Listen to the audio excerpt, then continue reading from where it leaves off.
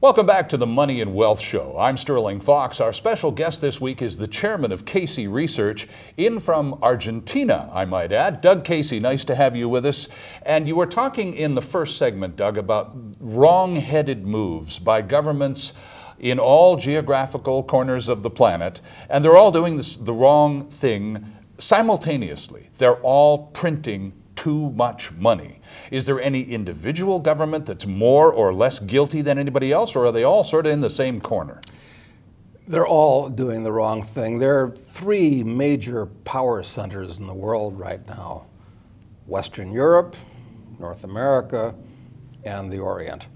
And it's happening everywhere. I mean, Europe may come out of this worst of the three areas because it's the most constipated, the most conservative, the most socialistic of all the societies. I mean, Europeans have actually forgotten how to work at this point. I think that in the future, in a couple generations, the main purpose that Europe is likely to serve is as a source of houseboys and maids for the Chinese. But that's not to say that China isn't in a lot of trouble. Well, and the euro, I mean, the euro is like an Esperanto currency. It's a monetized social contract, isn't it? Exactly. It's a floating abstraction that has no value. If the US dollar is an I owe you nothing, which it is, the euro is a who owes you nothing. It's going to fall apart. So pity the poor fools that are banking on the continuation of the euro. I don't know how that's going to end, but it's going to end badly. But on the other hand, China, I think that the 21st century is definitely going to be China's century. I mean, for all kinds of different reasons that we could discuss.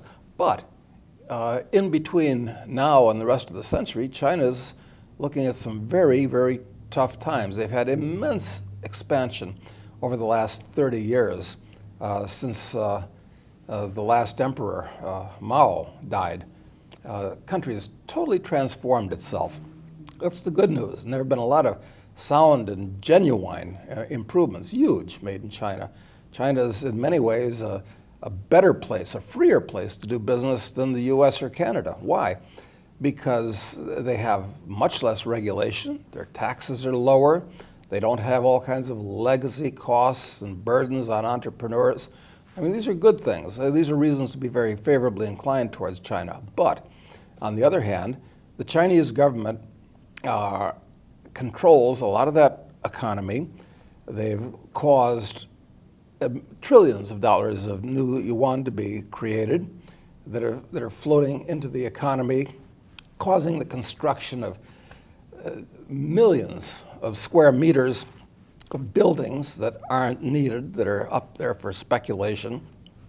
You know, it's been estimated recently that there are over 60 million apartments in China that are unoccupied and held strictly for speculation.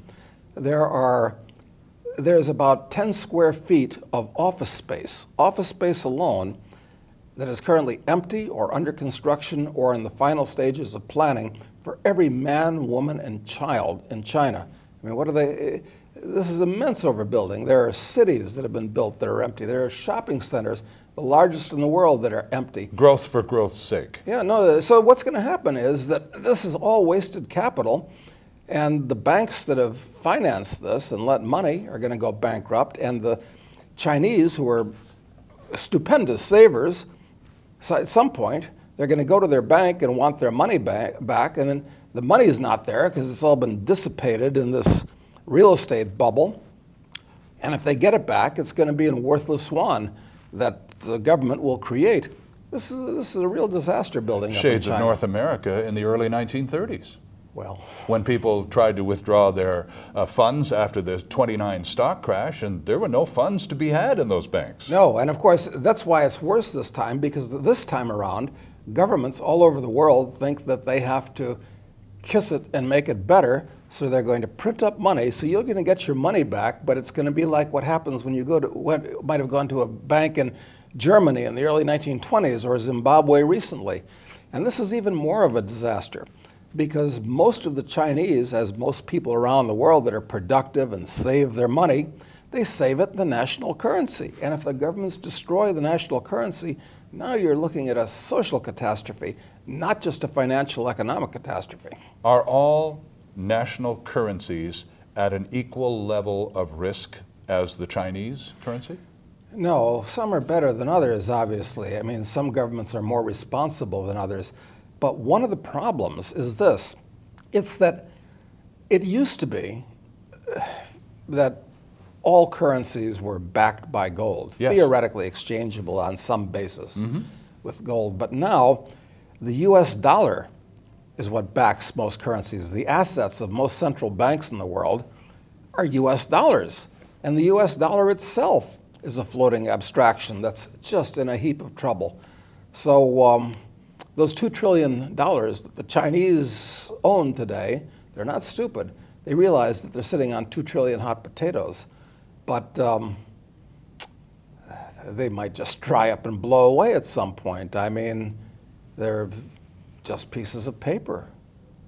And worse than that, there are 6 or 7 trillion US dollars outside of the US. At some point, they may try to, everybody wants to sell. They come back into the US and prices would just explode within the US. I mean, we're really sitting on the edge of a precipice. I hate to sound alarmist, but there's good reason to be plenty alarmed. Our special guest this week on the Money and Wealth Show is the chairman of Casey Research. Doug Casey is with us. We've talked about Europe and Asia, and we'll bring the conversation home here to North America after this quick timeout.